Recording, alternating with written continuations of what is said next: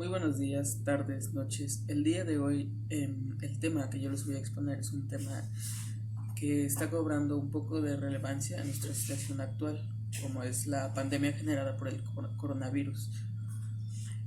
El tema del que yo les voy a hablar se llama las fake news y el cómo están influyendo dentro de el efecto negativo que están teniendo en esta contingencia de salud.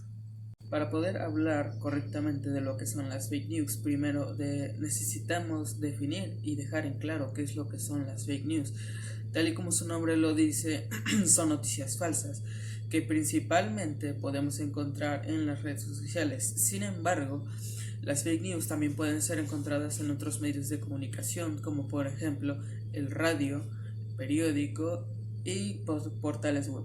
Muy bien, ahora vamos a ver un poco de sus antecedentes históricos. A pesar de que las fake news tienen mayor presencia en esta época moderna, la realidad es que las fake news ya se venían presentando desde tiempos anteriores.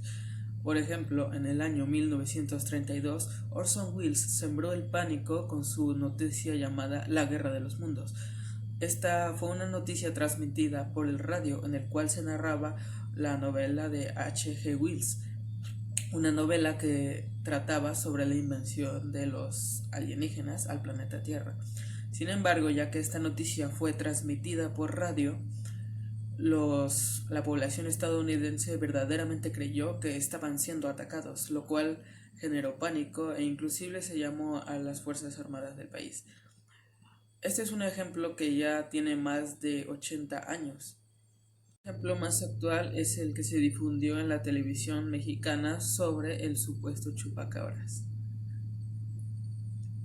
En general, las causas y objetivos que tienen las fake news es el de generar pánico entre la sociedad. Además, también pretenden engañar y desprestigiar algunas cosas. Aunque no lo parezca, también existen una cierta clasificación de las fake news.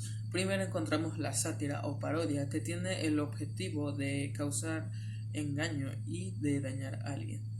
Pues está el contenido impostor, que es aquel contenido que simplemente se antepone ante lo que son las fuentes verídicas. Después está el contenido fabricado, que es aquel contenido que es cuidadosamente diseñado para engañar y perjudicar. Es importante mencionar las consecuencias que las fake news tienen dentro de nuestra sociedad. Lo cierto es que las consecuencias que generan este tipo de noticias en nuestra sociedad son demasiado negativas, pues generalmente pueden generar el pánico, entre otras cosas. El impacto o consecuencia que tienen las fake news dentro de nuestra sociedad es severamente negativo y es un poco alarmante, pues independientemente de que se genera una sociedad completamente desinformada, el verdadero problema radica en el pánico que las fake news están generando en el pueblo mexicano. Por ejemplo, el pánico ha llegado incluso a generar que en algunas zonas del país empiece un pequeño desabasto de los productos básicos, principalmente en el sector salud. Y bueno, también en otras cosas innecesarias como por ejemplo la cerveza. Otro elemento negativo que ocurre con las fake news es que se genera un cierto grado de ignorancia y desinformación con las noticias falsas que salen sobre el coronavirus. Por ejemplo, en dadas ocasiones hemos visto que sale la supuesta cura contra el COVID-19. Sin embargo, es evidente que esto es falso, pues lo cual llega a generar que las personas se confíen y se salgan de su cuarentena. Otro ejemplo es que el coronavirus no es nada más que un invento del gobierno para mantener un orden de la sociedad o controlar a la sociedad. Entonces, esto lo que genera es que las personas rompan su cuarentena y que quizás no se vean afectadas totalmente, pero pueden llegar a perjudicar al resto de la sociedad,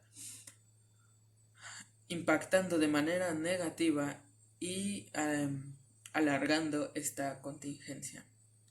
Finalmente, las soluciones que podemos tener ante las fake news o cómo podemos defendernos de ellas son escasas, pues difícilmente se va a lograr tener un control sobre estas, ya que la libertad de expresión es algo a lo que todos tenemos derechos, independientemente si lo hacemos para bien o para mal.